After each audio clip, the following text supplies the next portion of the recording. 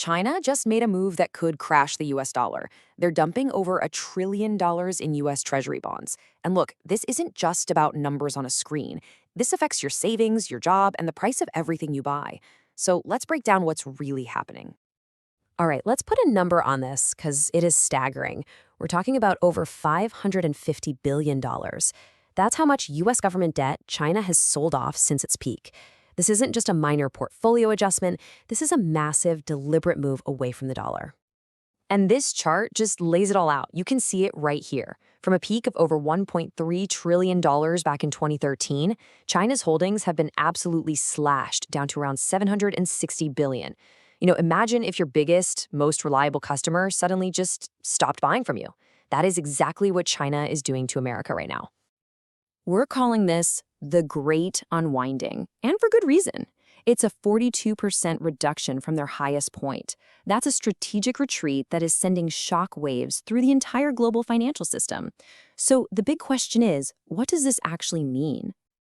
Now, this is where it gets really interesting because you have to look at the whole picture. While China is hitting the sell button, other countries like Japan and the UK are still holding on to huge amounts of US debt. So it's not a complete foreign exodus, but it is a major shift in who holds the cards.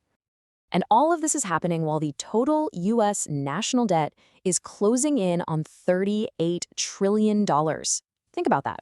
With one of your main lenders walking away, who is going to step up and finance this enormous and frankly ever-growing pile of debt?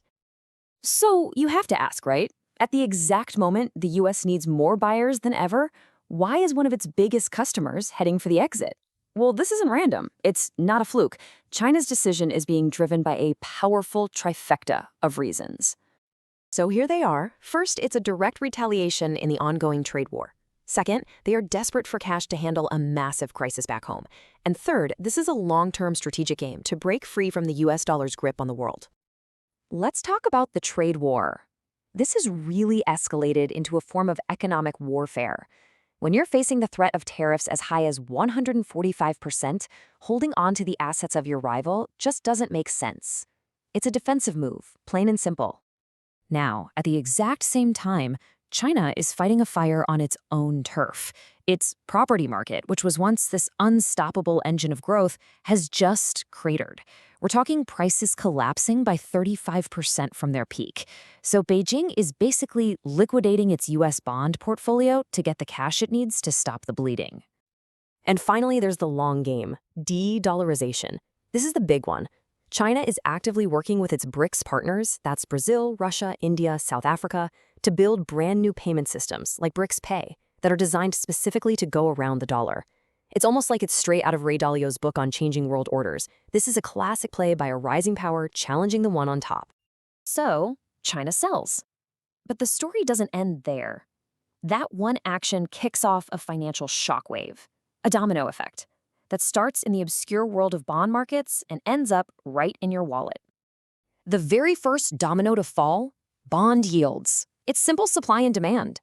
When a huge buyer like China leaves the market, the US has to sweeten the deal to attract new buyers, and that means offering higher interest rates. That's why the 10-year Treasury yield, the benchmark for borrowing costs, has shot up. And here is the direct line to you. That higher cost for the government to borrow money gets passed on almost immediately to you, the consumer. Just look at the average 30-year fixed mortgage rate. It's now over 6%. That makes buying a home more expensive for absolutely everyone. The third domino is the dollar itself. When there's less global demand for US debt, the value of the currency that debt is based on, well, it starts to fall.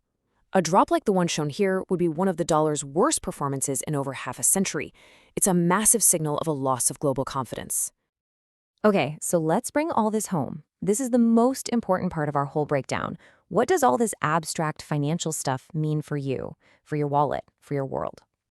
A weaker dollar means everything you buy that's made somewhere else, your phone, your car, your clothes, even some of your food, it all gets more expensive. Your money just doesn't stretch as far as it used to. That's your purchasing power literally evaporating. And as you'd expect, as investors start to lose faith in the dollar, they run for the hills. They are fleeing to what they see as safe haven assets. Just look at the performance here. Gold and Bitcoin are soaring. This is a massive vote of no confidence in traditional paper money. So, what can you do about it? Well, like James Rickards predicted in his book, The Death of Money, just sitting on the sidelines isn't really an option anymore. This is where strategies like inflation-protected bonds, gold, and international stocks come into play to try and shield your savings from a declining dollar. You know, the really sobering part about all of this is that it's not new. We have seen this movie before. And history gives us a pretty clear and honestly a pretty chilling wake-up call for what happens when a dominant currency starts to wobble. Back in 1985, the Plaza Accords saw the dollar deliberately pushed down by 40%.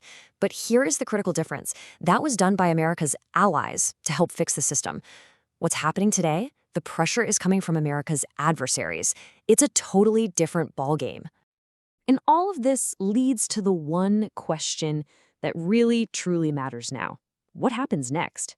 Where is this all going for the dollar and for the entire global economy? The analysis really points to three possible futures. First, a managed decline, where the dollar just slowly fades. Second, a sudden, chaotic, crisis-driven collapse.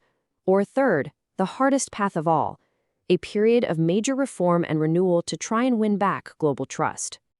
And that really brings us to the key takeaway. The debate about if the dollar will weaken is pretty much over.